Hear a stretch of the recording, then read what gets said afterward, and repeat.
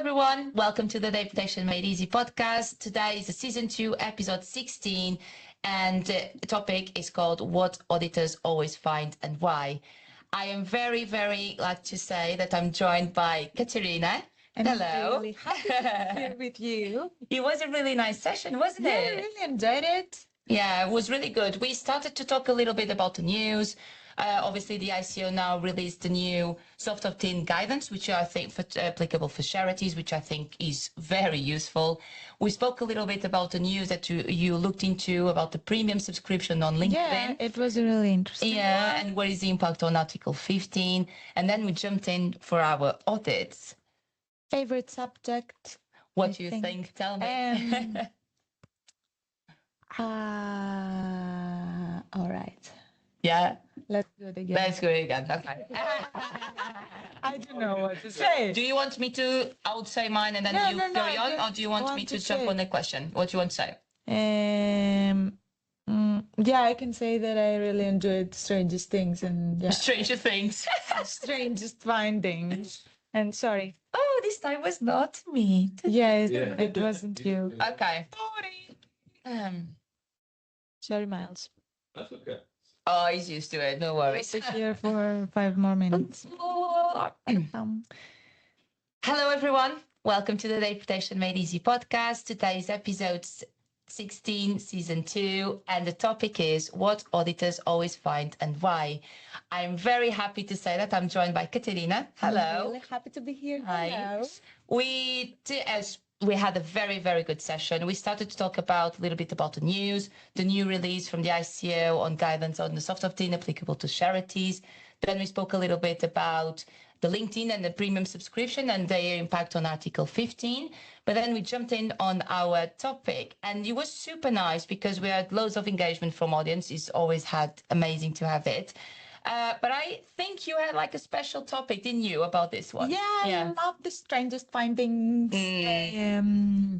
We identified a couple of them that definitely were the weirdest with our audits. It was an interesting one, really interesting one. I feel like we spoke a little bit about what should be the practices, how actually prepare yourself for an audit, as well what should be our present as an audit on our side, and a couple of insights of someone that had some experience in doing some audits, even like more recent.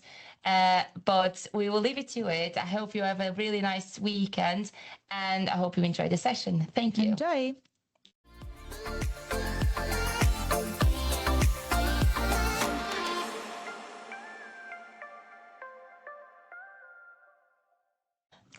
And before we crack on with the audits, I've seen that the ICO published a new charitable purpose of opt-in guidance, which was very, very needed guidance. I understand when this came up with a doer, and obviously it was officially implemented and on the 5th of February. But to be honest with you, I always had questions, even with our charities clients, like how actually this will be implemented. Is there any guidance, anything, any examples that we can forward? We understand that retrospectively can be used in terms of like opt-out, but so many questions that came up with this legislation. So it's really good. Finally, the ICO made the decision to make this happen. At that point, I think all of us had received a lot of questions from charities at that point. So I feel that everyone can feel now more assured of what they can do and if this will be compliant or not. And it remains to be seen actually if the guidance is enough or not. I did not have a chance to read it as a whole. There was a consultation process that happened a couple of months ago, and I know there were a lot of questions about the retrospectively concept majority and what is the charitable purpose, if it's like a defined definition, yes or no. So I think is to be seen, if it's still enough for this soft opt-in. Yeah, in practice, It's always harder, I think, that, we'll see. But there was actually exciting news. You've seen, you were chatting actually previously to the episode. You've seen something about the LinkedIn premium subscription, didn't you? Yeah, the LinkedIn. Yeah, it's quite interesting, this one. Because an advocacy group had submitted a formal complaint to the Austrian Data Protection Authority, claiming that LinkedIn does not provide all the privacy information when you submit a siren, especially who has visited your profile. While you have the possibility to monitor who visited your profile if you buy the premium subscription. So this is interesting because they hold this information. They argue that they don't provide this information for data protection concerns of other users. Yeah. But they will provide the information to you if you pay the extra fee. So is this in line with Articles 15? I agree. I completely. I think that's quite interesting, isn't it? Yeah, because they hold this information. Yeah. Like, this information is on their system. Why you don't provide it to if the I can request requester? it, because obviously LinkedIn as a platform is a controller. Information is held. Data subjects have the right to request the information under the Article 15, and I think is quite important because if I understand correctly, that the ANOIB is arguing that LinkedIn is willing to disclose information commercially, which obviously is contradictory, and the argument is the privacy and the data protection concerns versus the free right to access the information, as well as question is whether companies are all right to monetize any insights, any things that will be uploaded by the subject that is derived from personal data.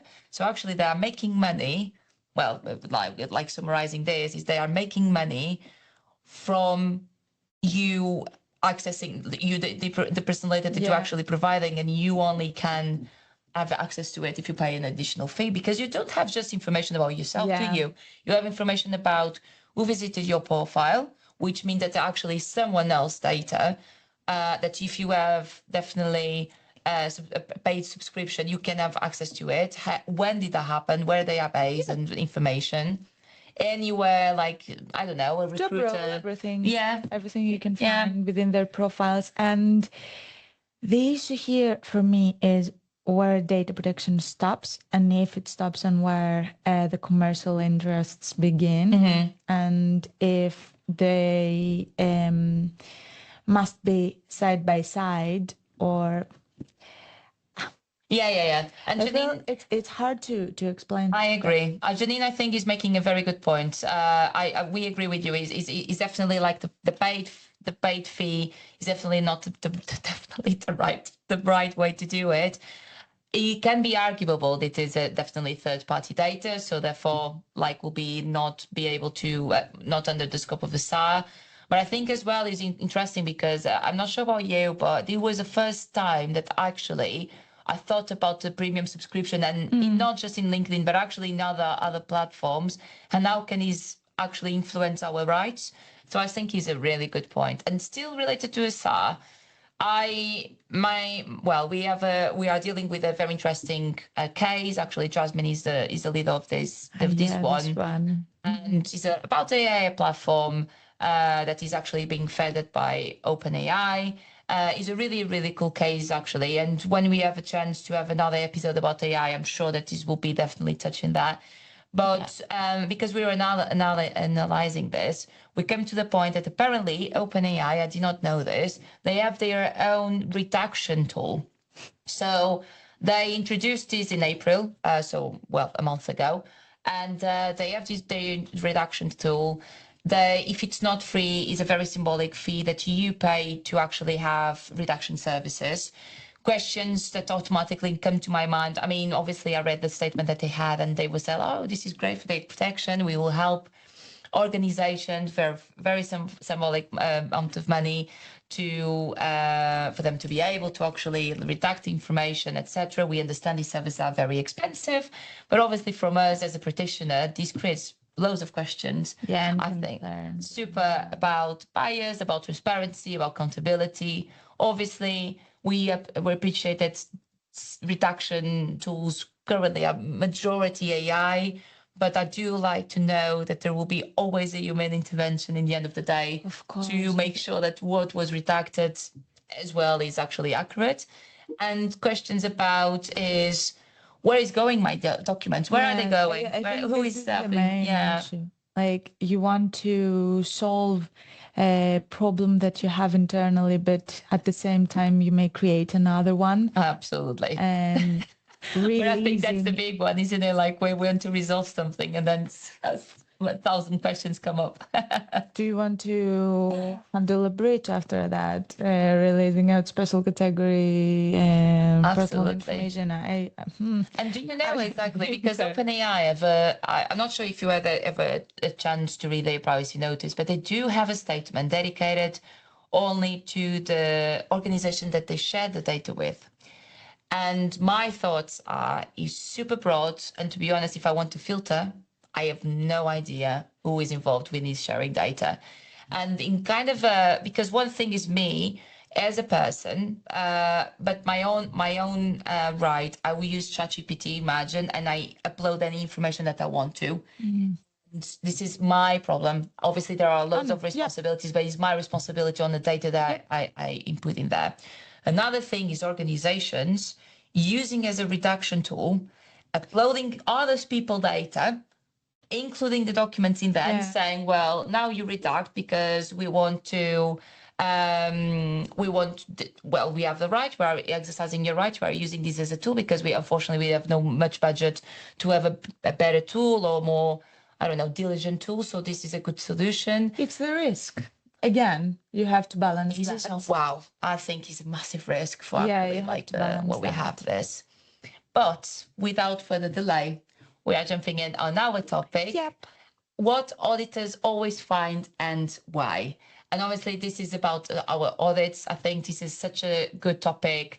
And I'm expecting a lot of engagements. I know that me and you, at least, we are very excited to talk about this, but I think before we crack on with the tools and how we do it and checklists, I think it's important to understand actually what is a GDPR audit, because we talk about audits in general, and we understand obviously this is like a comprehensive review about something that is already existent. It's like a checkpoint. Okay, let's see what you have about our checklist. But in GDPR is quite a niche, isn't it? We have been able to do some audits, very recent. Really enjoy audits. Yeah, to be honest, because it's not a checklist like asking and responding yes, no, we have it, we don't have it.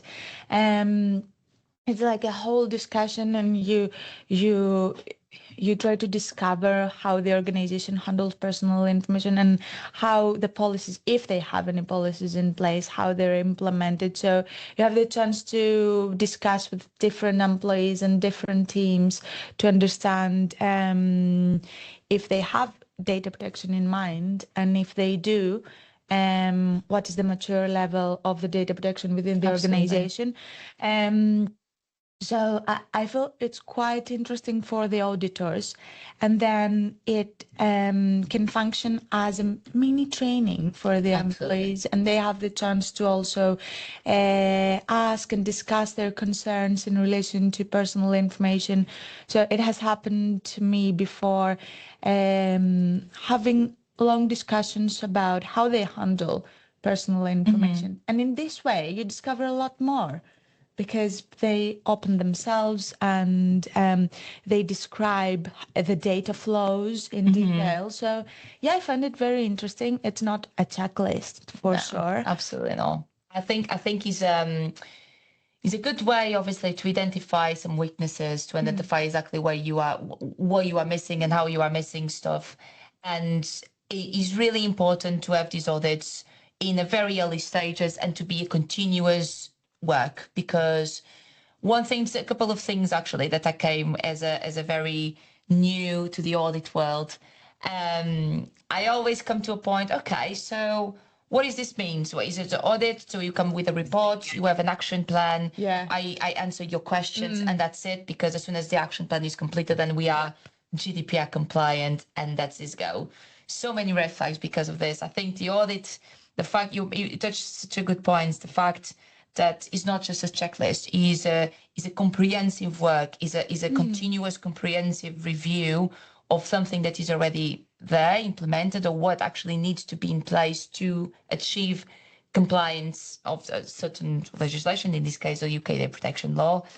And it's so important to have the employees engaged with you, because I came across, unfortunately, a couple of examples of audits from previous places that I've worked with, and their audits were about, can you just share your IGF, your information governance framework, anything that you might have documentation-wise, we'll review for you, and then we'll produce a report, and then call this an audit. And this was something it was, okay, so it's always just a documentation, because that's insufficient, isn't it? That means you can have something in place, you can draft something, but what does that mean? Does employees know? Is it safe to make conclusions in relation to compliance only by paper?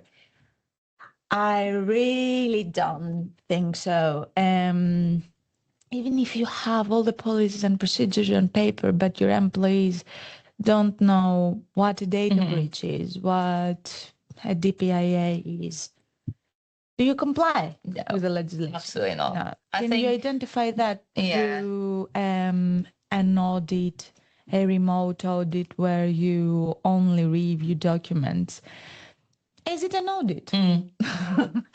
Yeah, I don't think. Is it not just a compliance assessment, or what we call sometimes a gap analysis as well? Because I think there are different types of exercises that we can have in reviewing process. And I think there is this misconception about when you are reviewing something, automatically the word that comes from our mouth is audit. It's not true. At least personally, I don't agree that a review automatically translates in an audit. It's different from that. There are totally loads of techniques and mechanisms that are automatically linked to an audit to make it so different from the other product. And to make something compliant. So the way we deal with it, at least myself, is I go through the principles. I understand exactly what each principle tells me, in a data controller perspective, that we need to have in place and what is actually required. And even within that, we do need to have something in place. So we have a policy, procedure, even the register, but it's not enough. We need to make sure that it's actually practical and effective to the organization itself. And then finally, the people know is effective in that way. People understand exactly what they need to do. And I think if you do have a policy, you have a procedure and a register, and actually it's practical because it actually mirrors the reality, but then you have someone telling you, actually, I never read that in my life. I have no idea the escalation points for a data breach. Would you say that is compliant? We automatically said that. Yeah. Wrong. Well, red flag. The most regular discovery in audits that, we have policies in place, we have procedures in place, and then you discuss with the HR team or the marketing team or any employee, and they're like, oh, do we have such a policy? Oh, I didn't know. Yeah. So this is where my report will begin.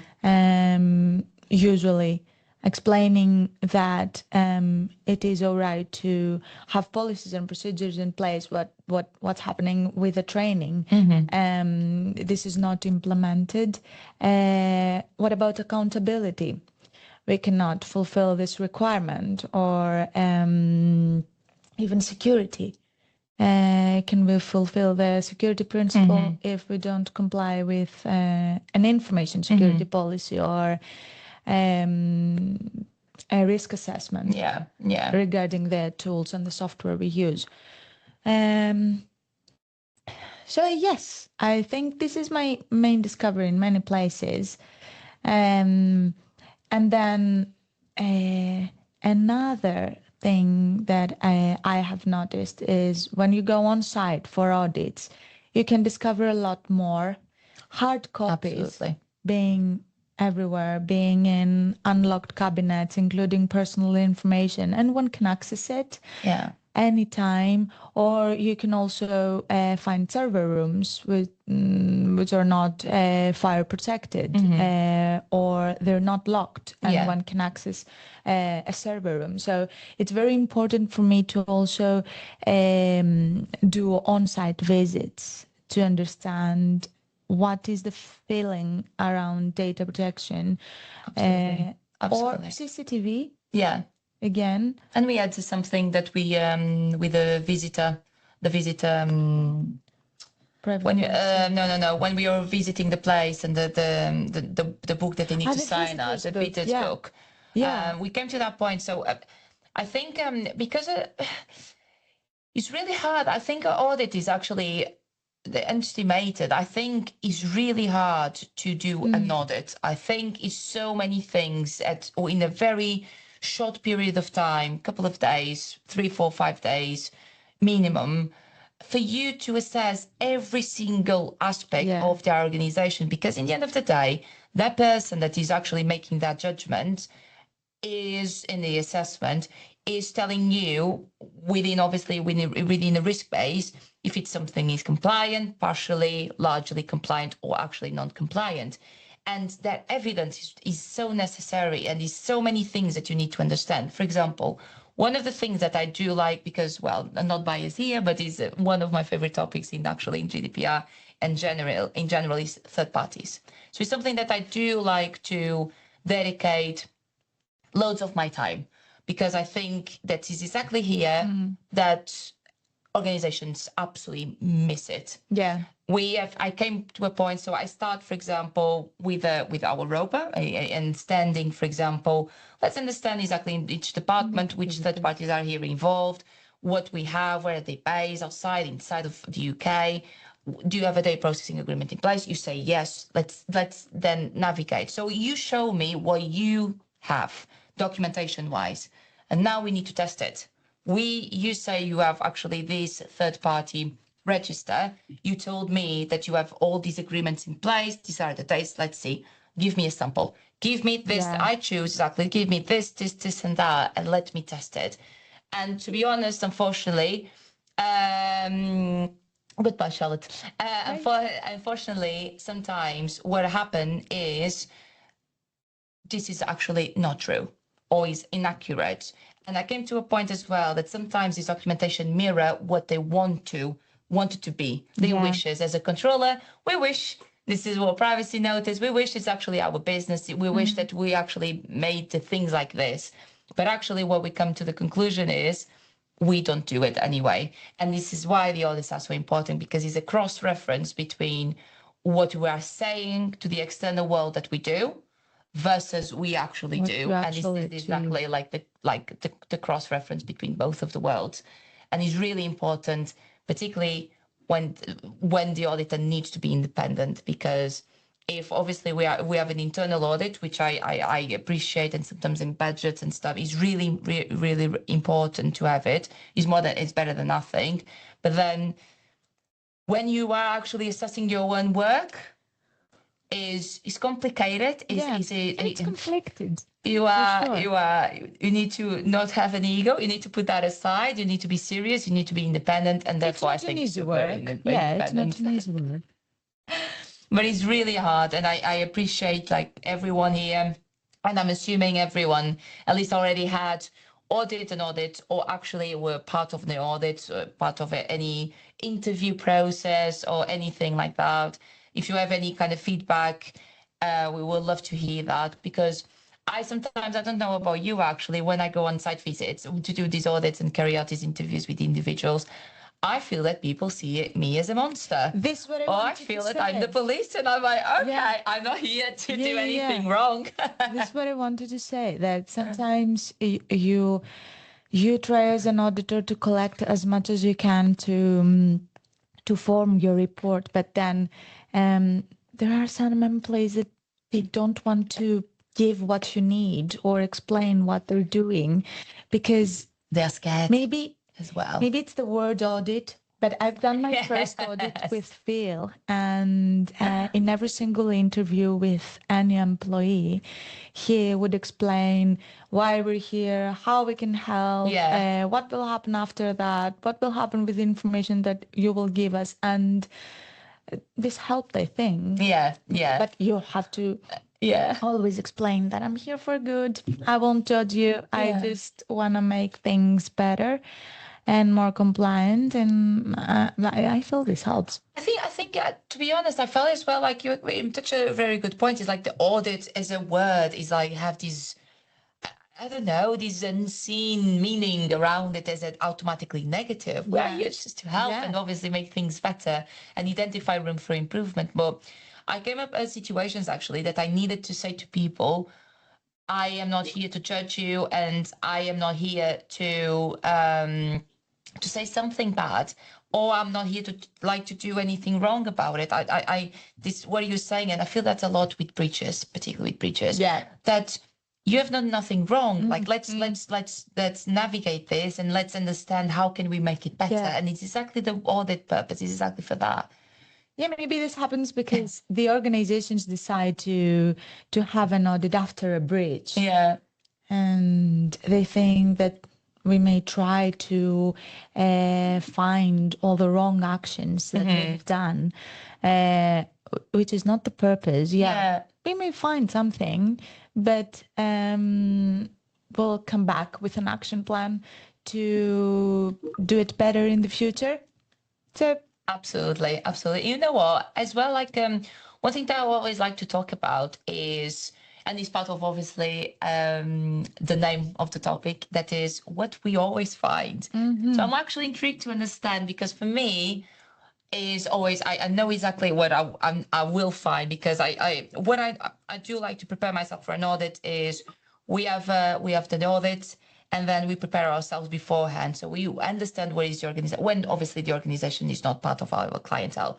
So we to prepare, we do the research about the organization, the structure, how they build. We have all the information available online, and as well the information that they made us available beforehand as well, documentation wise and stuff. So I made it all this checklist, and we understand like cross-reference, and I know exactly where I will find something wrong, and it's always about retention. Our retention will be always something that I know for a fact I'm already ready to say, well, this is definitely not correct. Sometimes I feel like the employees don't even know what retention is, and that we may delete information at some point. Like I had an audit recently, and there was a policy that we delete personal information every 2 years in relation to contracts, I believe that was it. But we do that manually. And I had a discussion after that with the employees, and they never delete the information. So do you have a retention policy for sure? I don't think so. It's always like that, isn't it? Like, oh yes, we do have the policy. Yes, it's the procedure here. We have even a schedule, and it goes like exactly within the lines of what is respected from us, etc. Employees. So I'll regulate your emails deleted. It's always like the question. I have my email since like 20 years ago. I'm definitely not being deleted. Oh, really? Okay, interesting. Yeah. And what about you? Like in terms of like, I think retention is the screaming one. In terms of what is we will always find, I think is always one issue about shared drives from 2012, no deletion practices, or actually we have the manual ones that obviously is a deletion practice, and it can work for like smaller organizations. How risky can that be? It definitely will be flagged. It can be, but if you have only 5 or 10 employees, exactly. maybe It's you can manageable. apply it, but then all the employees must know what they should do with information on the deletion. What about duplications? That absolutely takes me out. That Or documents stored in devices. What I regularly find is people using their personal devices for work purposes, and no one knows. They don't have a bring your own device policy in the organization. The organization doesn't know that some employees use their phones for contacting customers, storing contracts, and if you receive a SAR, how you can provide all the personal information that you hold. So this is something that I regularly come across. Janine, this is I think actually that's the biggest argument that I have is, but we are keeping the data because we never know, we might need it. And then there are actually these cases that they are actually very helpful for certain aspects. So yeah. But we'll keep this between us, okay? Let's not share this. But it's a good point on that because I've done one actually very recently, and one of them that I always got, and is one of the questions that I do like to ask, is about WhatsApp. WhatsApp is always something that I do like to ask because, and now obviously with the AI, ChatGPT or any AI platform to be used within like work environments, but I feel that WhatsApp is something that is a constant and everyone's used it to because it's easier, it's a communication tool. And even within like colleagues and internally, but as well external with clients. And it's always a question that I would like to ask because we do have beforehand any policies, and if WhatsApp is used, I'm expected at least to see in information security policy, in your bring your own device kind of thing, and like a specific method. I would like to have a WhatsApp policy, the way is accepted to be used, yes or no. But when I have people saying, we do use WhatsApp, and actually, particularly in the housing, actually, that is the contractors, they took pictures, for example, from the house itself. I like to for the molds and then don't realize that potentially the tenants are in the picture as well, and all photos, everything, and I'm just like, okay, so do you do this? And you accept it. So you know it, and it's nowhere to be seen because this is information. This is personal information that you know as a controller that is being used, but you are not even considering that within your governance side of things. So something to flag as well. So it's always something that I would like to touch ever in my audits. I had also met employees accessing the CCTV footages on their phones 24/7. So again, this was not caught in a policy or in a CCTV policy, employees' privacy policy. So again, the same. I think the CCTVs one is really, really yes. I think it's with the CCTV just having a 24/7 monitoring. I appreciate that on the other side, through personal devices, though. On the other side of the coin, security, I'm the CEO, I was the one implementing it, I was the one approving them. Okay, but do you understand the risk? And I think that's the other perspective and the approach of an audit, because the auditors per se, they have their own the nature of an audit and exactly the role as an auditor. You are just checking exactly what they have in place, and you are assessing that, and you are just taking your notes to be able to report it, and therefore to make corrective actions and recommendations afterwards. And manage the risk. Exactly. But in principle, by nature, you are not there to advise. You are not there to tell them what is the best approach. You are there to make questions, make your notes, and that is how it is. However, I think there is the other side of things that I know that is how we do it here, and I'm happy with that approach, because as you were mentioning in the beginning, we do use these audits to as well raise awareness and create that awareness, and not on the training side of things, but it is as well at the same time, because when you are flagging, okay, this is, show me this, they see you taking notes, or you obviously make a comment, and this not sounds right because of this and that, they will obviously come back with questions. Yes. So how do you suggest? What do you want us to do? And there is always the question, shall I say here, shall I not? Because obviously I have this, my role is only here to give this side of things. But I think we should.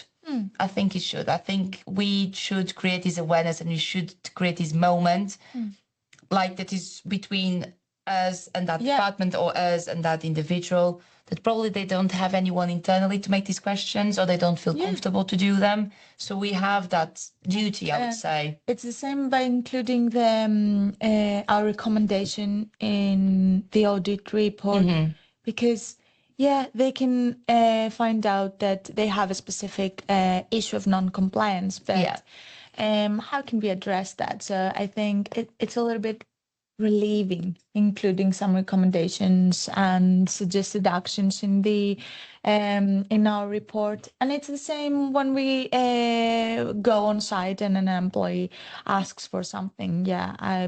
I can just recommend something for them to know that they can handle it better in the future, and we will figure it out. Absolutely. I think it's relieving. Absolutely. I think as well, once the audit is completed, it's important to have being, and in this case, I would say, I think is regardless if it's online or still on site, but I think it's important to as well, to, as you were mentioning with yourself and Phil, explaining what you're doing here, what is your objective, and what are you trying to achieve, and in the end as well to potentially do like a summary about your overall, at least key findings, and explain them. Because sometimes the audit reports, and well, I'm sure that you will agree with me, we are practitioners, and before that we were fortunate enough that we studied law, and like back in the days training lawyers and lawyer in your case, so you do understand this jargon and legal jargon that sometimes is hard for us to understand sometimes, those concepts.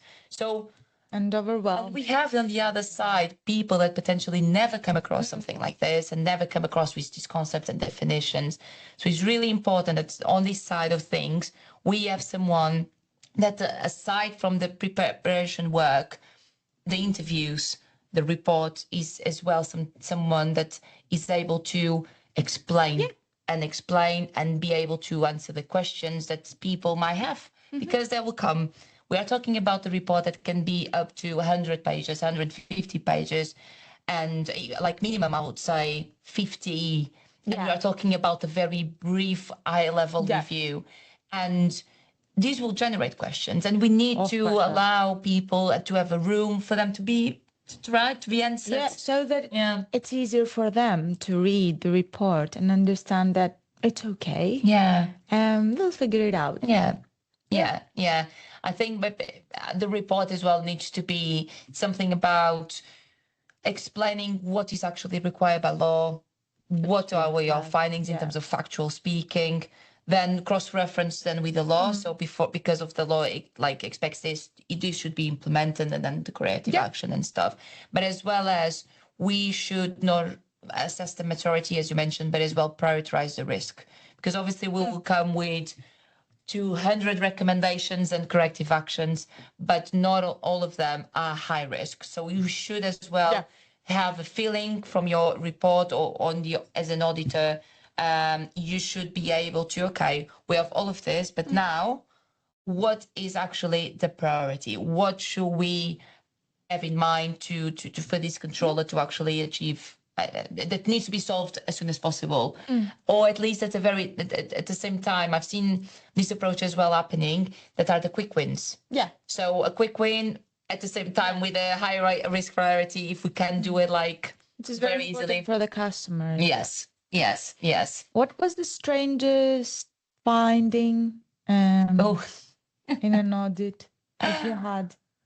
The stranger that I had two actually that come to my mind because there were two from the same audits and they were both very recent. So if the person actually involved in here is in the audience, I know that you will, is you. But I was carrying out this audit, and again, as I mentioned, the third parties is always my main topic to go. Because I feel that is exactly where there are so many questions and so many matters that we should assess since the procurement level, due diligence, transfer risk assessments, and the data processing agreements, and et cetera, et cetera. So many things to assess that it's very easy to miss it. And so I started my audit, reviewing the documentation. The ROPA was my starting point.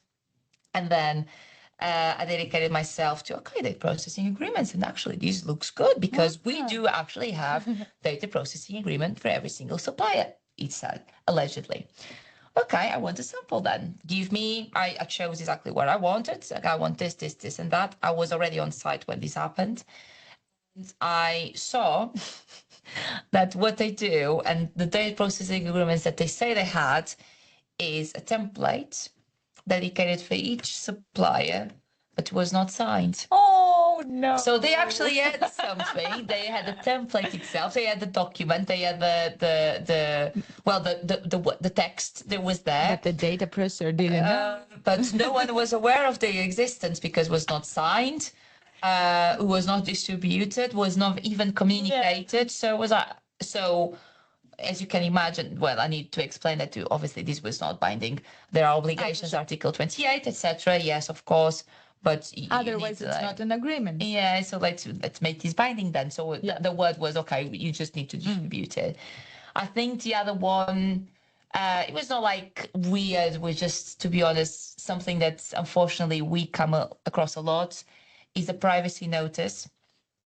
Actually mirrors what they wish to be happening and is not. So is completely different from the reality and does not match the reality. It's like, for example, something like legitimate interest to be everywhere as a lawful basis. Everything is legitimate interest. And then there is a couple of consent you can see there. And when you challenge the consent, please explain me how you obtained consent, and you come across actually rather than consent, but it's not even valid. So it's just, it's just not mirroring the reality, or it's not even checked or tested the validity of the things that are being included in that. Totally not. What about you? Yeah, I had like an instance where they were capturing audio in a public place, but no signatures. Nowhere in the privacy policies. Yeah, and it was open. It was on 24/7. Yeah.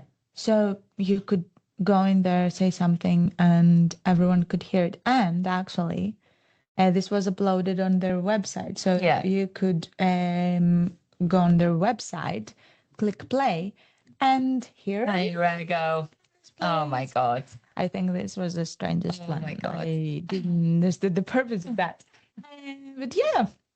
This is a weird one. I'm conscious about the time, but obviously we had a couple of technical issues in the beginning. So I will ask you, because I forgot to actually mention in the beginning that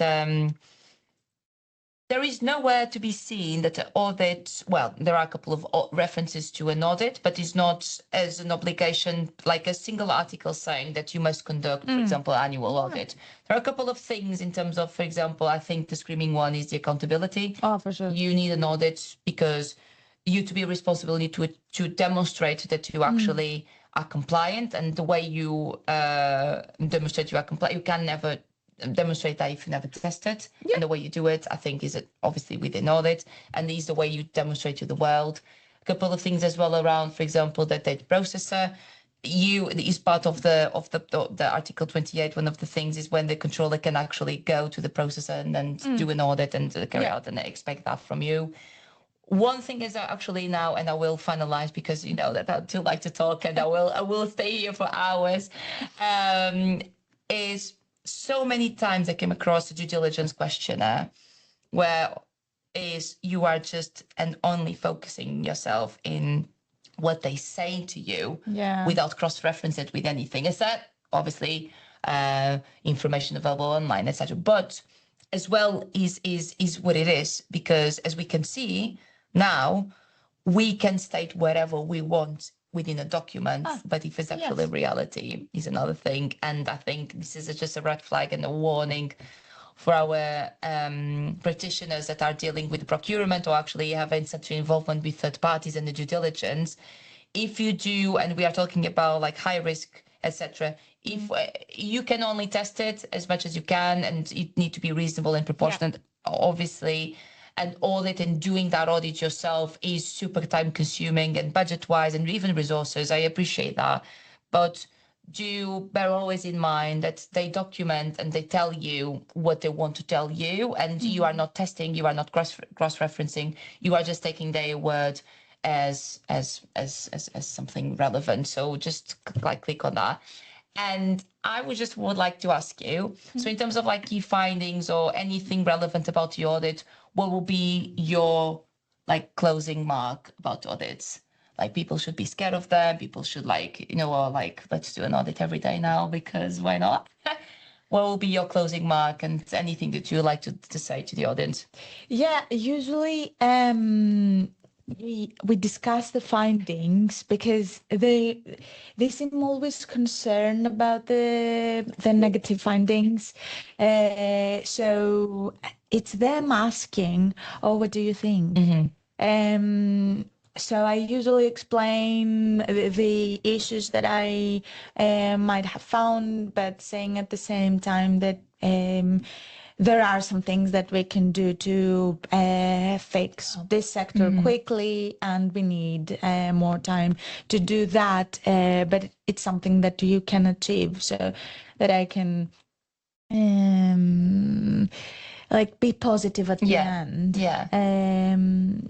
Because I think that's very important, isn't it? Is as well how you present the auditor on your side, because should be not seen as something negative, should be seen something positive, exciting, and as well as something that you are using for your own benefits, and there is room for improvement.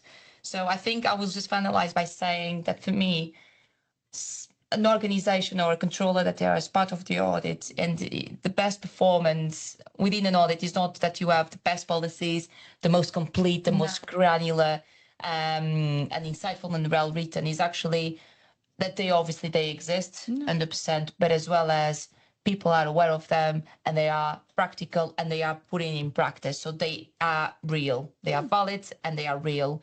And I think that is we will finish. We already have Miles on the other side, so I will finish like this. So thank you so much. Have an absolutely lovely weekend. This time it will not be a bank holiday. Well, but we'll be back next week with GDPR news. But thank you so much, and thank you very much. Thank you for having me. Goodbye. Bye. Happy weekend.